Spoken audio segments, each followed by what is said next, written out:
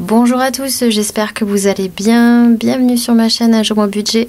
Aujourd'hui, une petite vidéo toute courte et efficace. Alors, vous savez que j'ai choisi de faire un défi par mois. Un défi qui reste dans mes idées, mes principes. Un défi qui concerne le budget et le minimalisme. Le budget de janvier, alors vous avez été nombreux à le suivre, c'était le défi Vinted que j'avais mis en place. Je vous remercie d'ailleurs pour vos nombreuses participations.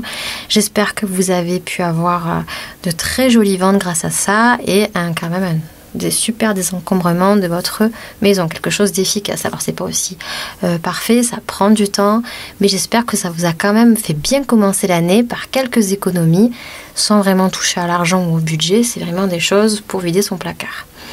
Pour chose promise, chose due, je vais vous parler du challenge de février. Alors vous allez me dire, challenge de février, on fait déjà le défi des 5 €, le défi des 52 semaines, mais qu'est-ce que c'est? Non, ce sera comme le défi Vinted pour moi. Je ne vais pas vous demander grand-chose. Je ne vais pas demander des choses qui vont... Bon, ça va vous demander un effort quand même, un petit peu, mais ça va être rien de budgétaire, rien qui va toucher vos précieuses petites enveloppes. Non, non, non.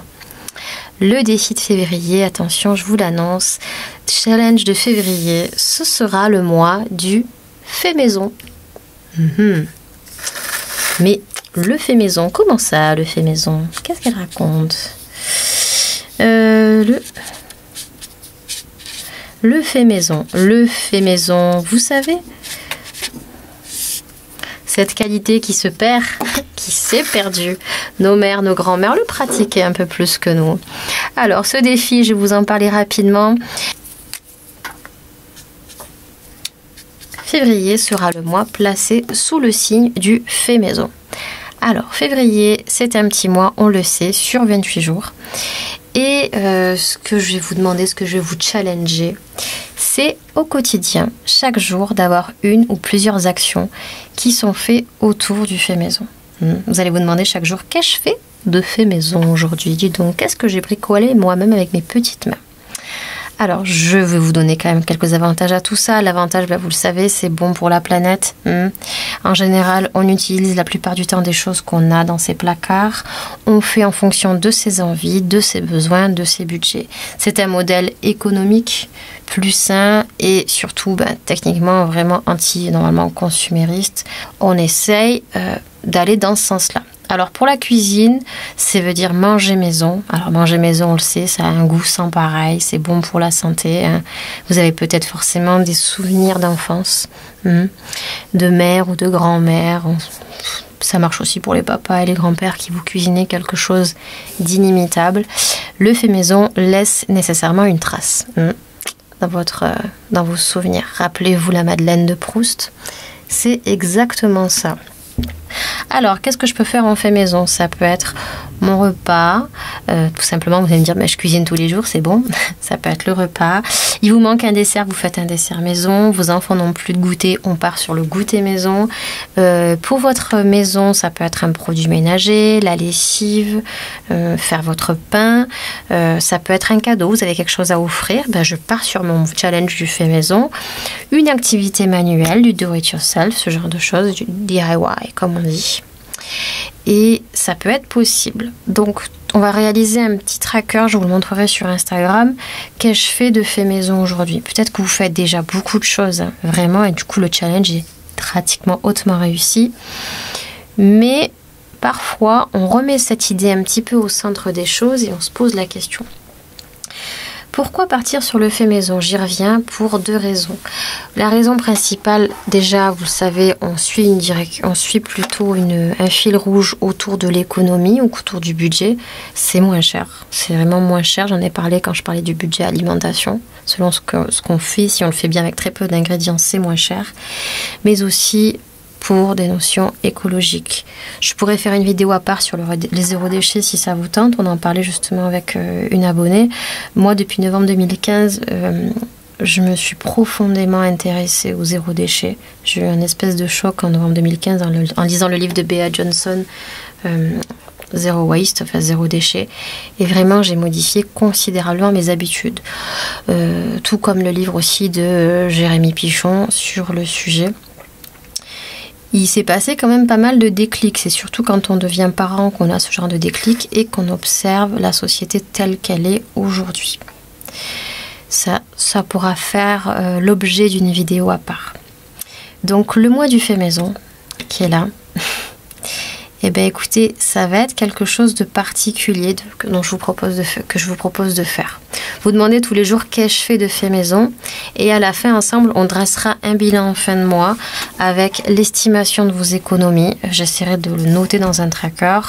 Je sais que ça va prendre du temps, peut-être de cuisiner. Alors ça je vous conseille, il ne faut pas que ce soit une seule personne qui ait la charge mentale de ça. Vraiment, on répartit entre parents avec les enfants. Hein.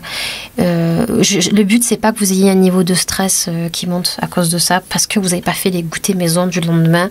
Non. On n'a pas envie d'y passer à 100%. Hein. Je compatis. Caroline Ingalls, d'accord, mais on ne va pas quand même virer dans un extrême. En tout cas, si c'est contraignant pour vous, non. Et je vous fais le pari, si vous tentez l'aventure avec moi, que peut-être vous prendrez goût à ces nouvelles habitudes, que ce soit faire le goûter, faire ma lessive, faire une petite chose ou deux, et vous modifierez certainement vos habitudes.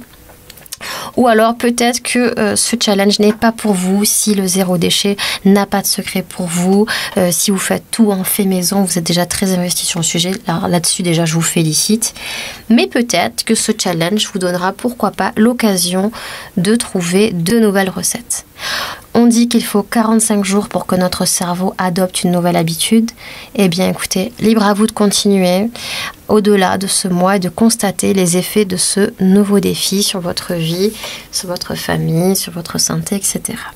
Voilà, je compte sur vous. Alors bien sûr, je ferai un petit bilan quotidien. On pourra échanger des recettes. Ça sera assez sympa. Je ne sais pas encore sous quelle forme. Je pense que je vais le faire suivre surtout sur Instagram. Mais je ferai en sorte de vous faire un format quand même assez agréable parce que même si vous ne me suivez pas sur Instagram, il faut que ce soit aussi visible pour vous sur YouTube. Donc j'essaierai de faire imprimer aussi, vous savez, des petites recettes type. Et en plus, surtout, c'est qu'on échange parce que moi, je teste certaines choses, mais peut-être que vous en avez d'autres. On peut forcément tous apprendre les uns des autres. Donc voilà le challenge de février. Non, vous n'allez pas toucher à vos sous, à vos enveloppes. Vous allez juste dire, on va juste se casser la tête. En fait, avec cette idée-là. Non, vous allez penser, vous allez réfléchir. Et tout ça rentre encore une fois dans un souci d'épargne, de budget, de minimalisme. Mais au final, il y a autre chose au-delà. C'est votre santé, c'est la planète. Et c'est vraiment une question à se poser sur le fait maison. Vous savez, pendant le confinement, on s'est rendu compte, par exemple, pendant le premier confinement, on s'est rendu compte que on a dû s'embêter à faire et son pain et certaines choses parce qu'on était contraints. Certains ont pris du plaisir à ça et continuent à le faire, d'autres pas du tout. Et il n'y a aucun jugement de valeur, encore une fois, dans tout ce que je propose.